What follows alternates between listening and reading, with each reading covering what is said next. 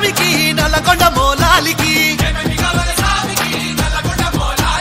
పుట్టెల్ గవలి సామికి దత్తిల్ గవలి సామికి పుట్టెల్ గవలి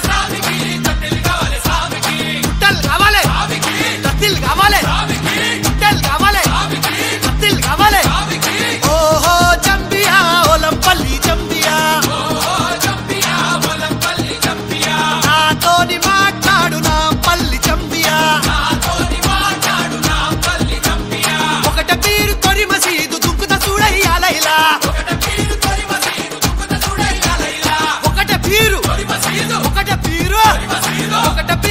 మసీదు దుంకుత చూడయ్యాలైలా ఓ ఓ జమ్మియా వల్లంపల్లి జమ్మియా నాతోటి మాట్లాడు నా పెళ్లి జమ్మియా ఓ ఓ జమ్మియా వల్లంపల్లి జమ్మియా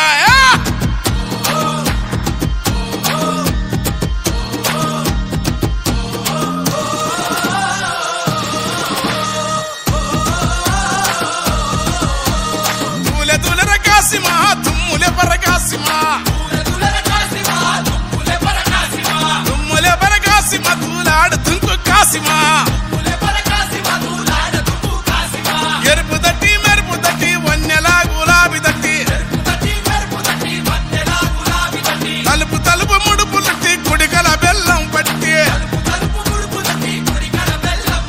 మల్లె సిగల ఊదు పగల టెంకట టెంకాలు గదల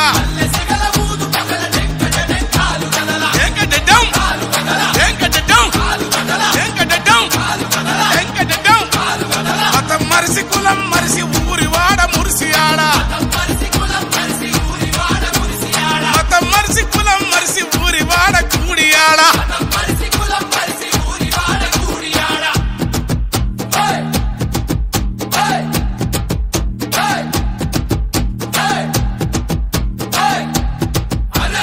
ఓ ఓ జమ్మియా వల్లంపల్లి జమ్మియా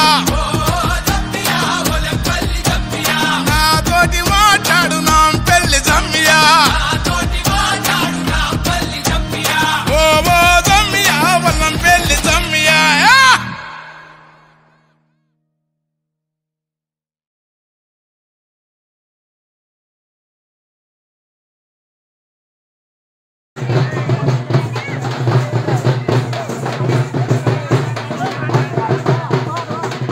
మొహరం అనగా పీర్ల పండుగ అసలు ఎప్పటి నుంచి మొదలైంది అనే వివరాలన్నీ కూడా ఈ వీడియోలో ఉన్నాయి. వీడియో ఎక్కడ కూడా స్కిప్ చేయకండి, లాస్ట్ వరకు చూడండి. పీర్ల పండుగ అంటే మొహరం గురించి తెలుసుకుందాం. మహమ్మదీయుల ప్రధాన పర్వదినాలలో మొహరం ముఖ్యమైనది. హసన్ హుస్సేన్ అనే ముస్లిం వీరుల స్మారకార్థం శోకతప్త హృదయాలతో జరుపుకునే కార్యక్రమమే పీర్ల పండుగ మొహరం. ముస్లిం పంచాంగ రీత్యా అరేబియాలో సంవత్సరం యొక్క మొదటి నెల మొహరం. మొహరం పండుగ మొహరం నెల మొదటి తేదీ నుండి 10వ తేదీ వరకు జరుపుకునేవారు. మొహరం పండుగనే పీర్ల పండుగ అని అంటారు. ఫిర్ అంటే మహాత్ములు, ధర్మ నిర్దేశకులు అని అర్థం.